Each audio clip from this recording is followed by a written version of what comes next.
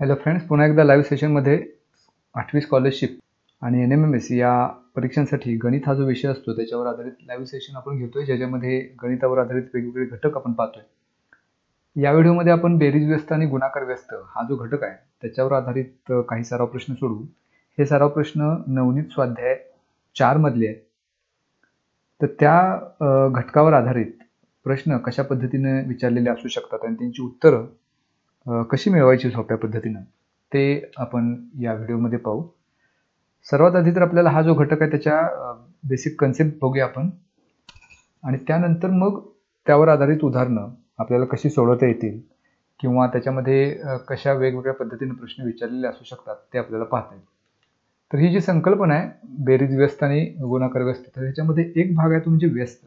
व्यस्त याचा अर्थ विरुद्ध क्रिया.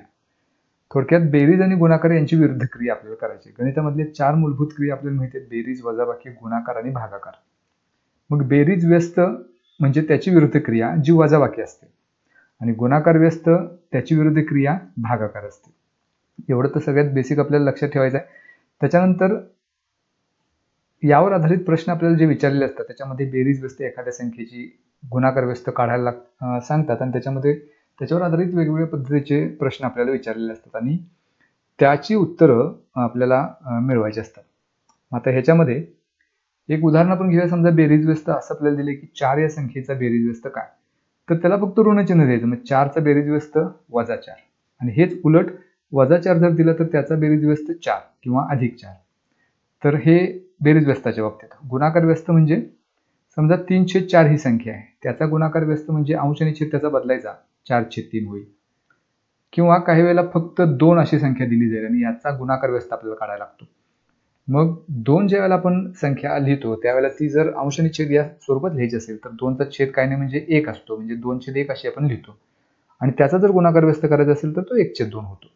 तर एवढी फक्त बेसिक कन्सेप्ट आपल्याला माहिती पाहिजेत. मग त्याच्यावर आधारित त्याचं उपयोजन करून, त्याचा उपयोग करून आपल्याला वेगवेगळे प्रश्न सोडवायचे आहेत. आता ते प्रश्न किती प्रकारे विचारले जाऊ शकतात तर त्याचे काही पॅटर्न आपण इथून पुढे पाहूया. हा पहिला प्रश्न असा आहे की 7/3 ची बेरीज व्यस्त व 4/7 चा गुणाकार व्यस्त यांची बेरीज किती. म्हणजे आपल्याला इथं 2 संख्यांचे व्यस्त काढायचे आहेत. एकाचा बेरीज व्यस्त आहे 7/3 चा आणि 4/7 चा गुणाकार व्यस्त आहे, आणि त्यांची बेरीज करायची. आणि त्याच्यासाठी हे 4 पर्याय दिलेत: 0, 5/7, 4/7 की -4/7. आता पहिल्यांदा 7/3 याची बेरीज व्यस्त काढायची आहे. मग बेरीज व्यस्त म्हणजे इथं बऱ्याचदा आपण कन्फ्यूज होतो की 7/3 हे अपूर्णांक आहे. मग बेरीज व्यस्त बऱ्याचदा गडबडीमध्ये आपण 3/7 घेतो. तर बेरीज व्यस्त घेताना फक्त चिन्ह बदलायचं, एवढं लक्षात ठेवायचं. म्हणजे 7/3 त्याची बेरीज व्यस्त -7/3, त्याच्यामध्ये अंश आणि छेद बदलणार नाही. अंश आणि छेद बदलणार कधी, जर गुणाकार व्यस्त असेल तरच. त्यामुळे 7/3 ची बेरीज व्यस्त -7/3 येईल. हे जर आपण चुकलं, म्हणजे इथं 7/3 चा बेरीज व्यस्त 3/7 घेतली तर पुढचं सगळं उत्तर चुकतं. त्याच्यामुळं काय दिले आपल्याला, कशाचा व्यस्त कोणता घ्यायचा आहे ते सगळ्यात महत्त्वाचं. त्याच्यानंतर दुसरी संख्या आहे 4/7 आणि त्याचा काढायचा गुणाकार व्यस्त. तर गुणाकार व्यस्त करताना अंश आणि छेद यांची अदलाबदल करायची. म्हणजे 4/7 त्याचा गुणाकार व्यस्त होईल 7/4. आता या दोन्हीची आपल्याला करायची आहे बेरीज. आता ही बेरीज करूया. -7/3 हे आहे तसं लिहू. -7/3 नाही, सॉरी, इथं -7/4 आहे, तेवढा बदल करून घेऊ. मग -7/4 जर असेल, 7/4 ची बेरीज व्यस्त काढायची असेल तर ती -7/4 असणार आहे. म्हणजे इथं -7/4 येईल. ठीक आहे, एवढा बदल आपण केल्यानंतर आता हे या दोन्हीची बेरीज करूया. 7/4 ची बेरीज व्यस्त -7/4 आहे, आणि 4/7 चा गुणाकार व्यस्त 7/4 आहे. तिथं चिन्ह बदलायचं नाही. या दोन्हीची करायची बेरीज. मग आता इथं दोन्ही संख्या समान आहेत, 7/4 7/4, फक्त एकाचं चिन्ह ऋण आहे एकाचं धन आहे. दोन्ही एकमेकाला निघून जाईल, उत्तर येईल 0. म्हणजे या दोन संख्येची बेरीज 0 येईल, जी आपल्याला पर्याय क्रमांक 1 मध्ये दिलेलं आहे. त्यामुळे या प्रश्नाचं उत्तर पर्याय क्रमांक 1 येईल. ओके, पुढचा प्रश्न पाहू. पुढचा प्रश्न असा दिला आपल्याला: 3/5 व 2/7 यांच्या बेरजेत 5/4 ची गुणाकार व्यस्त संख्या मिळवल्यास बेरीज किती येईल. आता इथं दोन संख्या दिलेत, त्यांची बेरीज करायची पहिल्यांदा. 3/5 व 2/3 2/7 सॉरी. मग ह्यांची पहिल्यांदा बेरीज करूया. 3/5 अधिक 2/7. ही जर बेरीज आपण केली तर इथं छेदामध्ये दोन्ही वेगवेगळ्या संख्या आहेत, त्यामुळे तिरकस गुणाकार करावा लागेल. म्हणजे 7 × 3 21 मिळेल, अधिक 5 × 2 10 छेद 7 × 5 35. म्हणजे ही बेरीज येईल 31/35. आता यांच्या बेरजेत 5/4 ची गुणाकार व्यस्त मिळवायचे. 31/35 आहे तशीच लिहू. 5/4 ची गुणाकार व्यस्त जर काढली तर ती 4/5 येईल, कारण अंश आणि छेद बदलतील. मग ती संख्या मिळवायची त्याच्यात, म्हणजे 5/4 ची गुणाकार व्यस्त 4/5 ही याच्यामध्ये मिळवायची. आता इथं हे मिळवत असताना दोन्ही संख्यांचा जर छेदाचा विचार केला तर पहिल्या संख्येमध्ये छेद 35 आहे, दुसऱ्यामध्ये 5 आहे. जर या छेदाला 7 न गुणलं तर ते 35 येतील, म्हणजे छेद समान होतील. पण जेव्हा आपण अपूर्णांकाच्या अंशाला आणि छेदाला गुणतो त्यावेळेला आपल्याला दोन्ही संख्यांना, म्हणजे दोन्ही अंशाला आणि छेदाला एकाच संख्येनं गुणावं लागतं. म्हणजे छेदाला जर आपण 7 न गुणलं तर अंशाला सुद्धा 7 न गुणावं लागेल. म्हणजे मग इथे 31/35 पहिला अपूर्णांक आहे तसाच राहील, अधिक दुसरा 4 × 7 28 अंशात आणि छेदात 7 × 5 35. म्हणजे हे छेद समान करण्यासाठी आपण हा गुणाकार केला. आता हा 35 छेद समान आहे तो एकदाच लिहू, आणि अंशामध्ये जी दोन संख्या दिली त्यांची करायची बेरीज. 31 अधिक 28. या दोन्हीची बेरीज अंशामध्ये 59 येईल आणि छेदामध्ये 35. हे आपलं उत्तर. आता हे शोधायचं पर्यायामध्ये कुठे दिले. 59/35 आपल्याला दिले पर्याय क्रमांक 2 मध्ये, त्यामुळे आपले या प्रश्नाचं उत्तर पर्याय क्रमांक 2. ओके, पुढचा एक प्रश्न. आता आपल्याला काही परिमेय संख्या दिलेल्या आहेत. 18/12, 8/18, 8/12, 10/15 आणि 16/24. आणि प्रश्न असा विचारला की या सर्व परिमेय संख्यांची गुणाकार व्यस्त संख्या कोणती.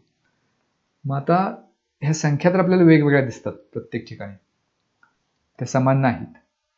पण त्या सर्व परिमेय संख्यांची गुणाकार व्यस्त संख्या कोणती, म्हणजे एकच कुठलं तरी उत्तर आहे ह्या चारपैकी. याचा अर्थ या चार ज्या संख्या दिलेल्या आहेत त्या वेगवेगळ्या नसून एकच आहेत. पण तसं तर आपल्याला दिसत नाही, पण जर आपण त्याचं बारकाईने निरीक्षण केलं तर एक आपल्या लक्षात असेल की या सर्व ज्या संख्या आहेत त्या 12/18 याला आपण आणखी सोपं रूप देऊ शकतो, म्हणजे याला 6 न भाग घालवू शकतो. म्हणजे 6 दुने 12, 7 त्रिक 18. 8/12 ला सुद्धा 4 न भाग जाईल, म्हणजे 4 दुने 8, 4 त्रिक 12. 10/15 या दोन्ही संख्येला 5 न भाग जाईल, 5 दुने 10, 5 त्रिक 15. 16/24 इथं 8 न भाग जाईल, 8 दुने 16, 8 त्रिक 24. म्हणजे सोपं रूप दिल्यानंतर आपल्या लक्षात येईल की या प्रत्येक संख्येचं सोप्यात सोपं एक रूप येईल 2/3. म्हणजे या संख्यांचं रूप जरी वेगवेगळं असलं 12/18, 8/12, तरी सुद्धा ती संख्या एकच आहे 2/3. आता आपल्याला या 2/3 काढायचा आहे गुणाकार व्यस्त. गुणाकार व्यस्त करताना आपल्याला माहिती आहे की फक्त अंश आणि छेद एवढेच बदलायचे, म्हणजे 2/6, 2/3 याचा गुणाकार व्यस्त होईल 3/2. हे आपलं उत्तर.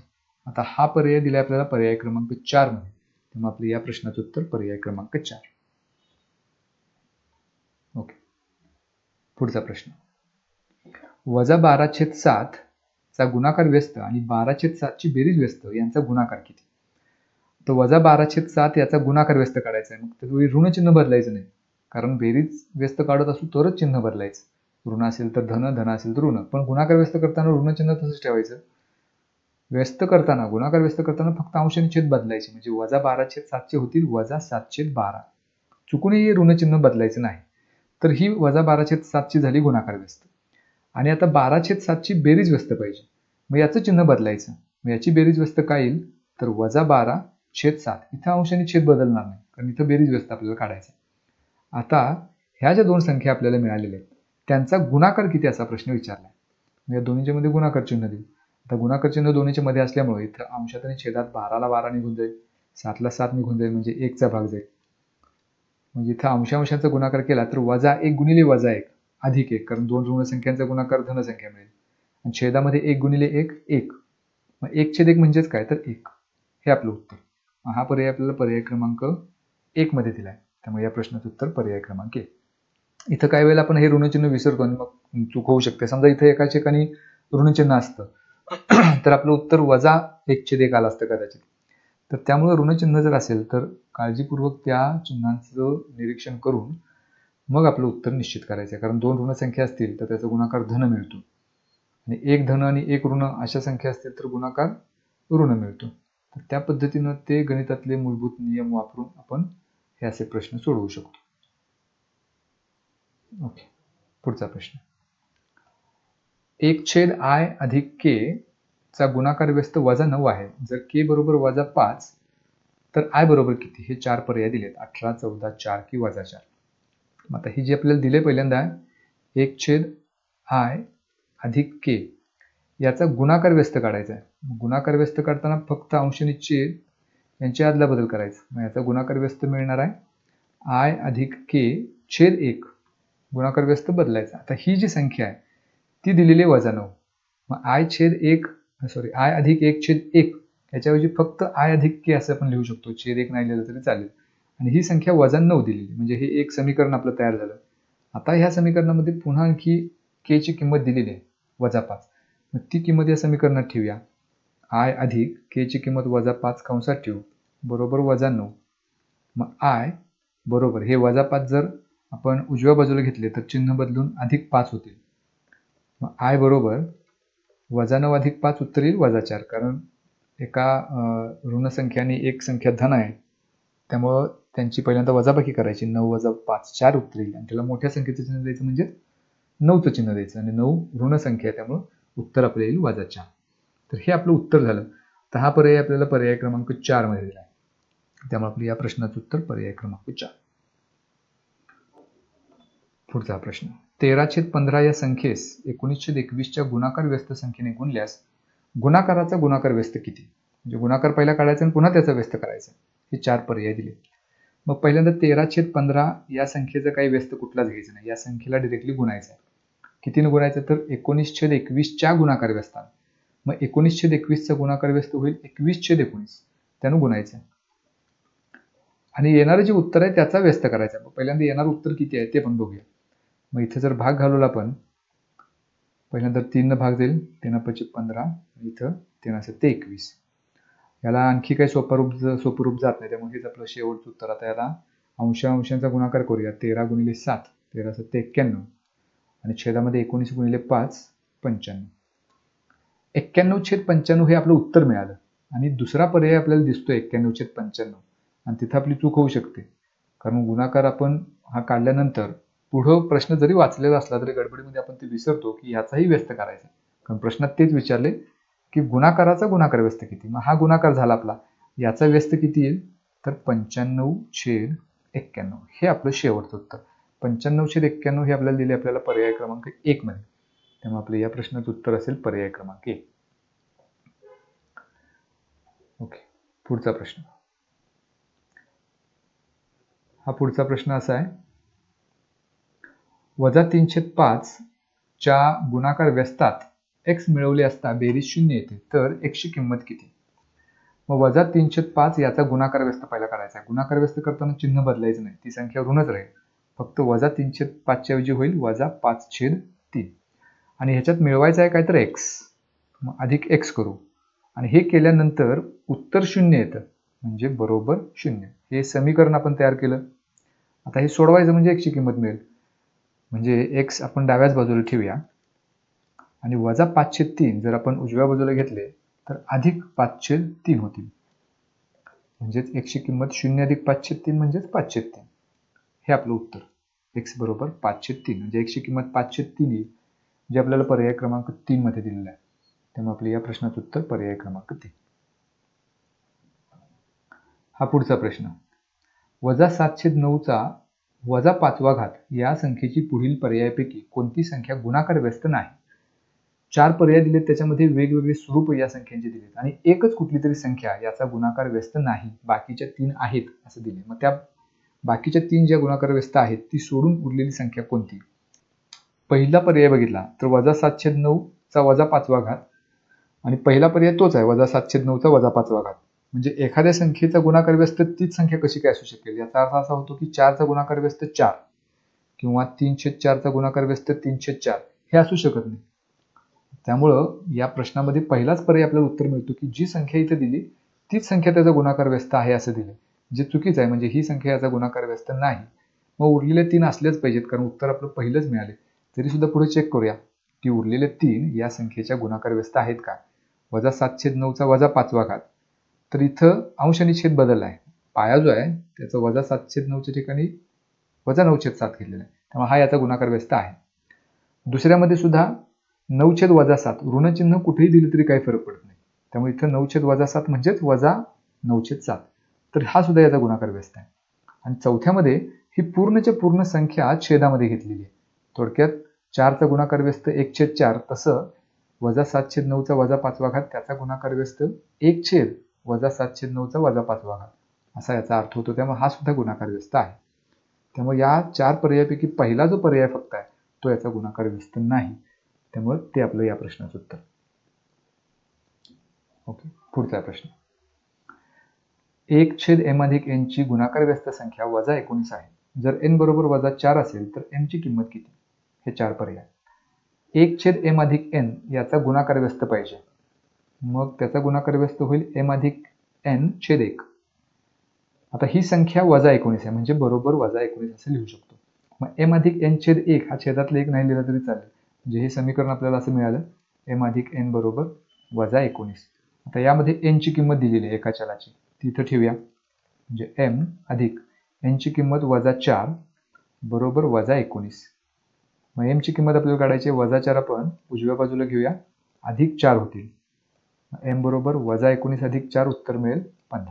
इथं -19 अधिक 5 आहे, मोठी संख्या ऋण आहे, त्यामुळे जे उत्तर येईल त्याला ऋणचिन्ह द्यायचं. त्यामुळे m ची किंमत 15 न घेता -15 येईल. तर हा पर्याय आपल्याला पर्याय क्रमांक 3 मध्ये दिलेला आहे. त्यामुळे या प्रश्नाचं उत्तर असेल पर्याय क्रमांक 3. तर हे एक सराव प्रश्न होते नवनीत स्वाध्याय 4 मधले, बेरीज व्यस्त आणि गुणाकार व्यस्त या घटकावर आधारित. या पद्धतीचे आणखी काही प्रश्न तुम्हाला जिथून मिळतील ते सोडवण्याचा प्रयत्न करा. असे जास्तीत जास्त प्रश्न सोडवा, तर आपल्याला त्याच्यामधले वेगवेगळे पॅटर्न पाहायला मिळतील. प्रत्येक घटकामध्ये आपल्याला त्यामधलं जे बेसिक कंटेंट आहे, मूलभूत ज्ञान आहे, तेवढंच फक्त महत्त्वाचं असतं. आपल्याला फक्त ते वापरून पुढं त्या प्रश्नांची उत्तरं मिळवायची असतात. तर हा स्वाध्याय 4 याच्यावर आधारित आपण जे प्रश्न आहेत नवनीत स्वाध्याय 4 मध्ये ते सोडवले. पुढच्या व्हिडिओमध्ये आपण पुढचा जो घटक आहे त्याच्यावर आधारित प्रश्न पाहूया.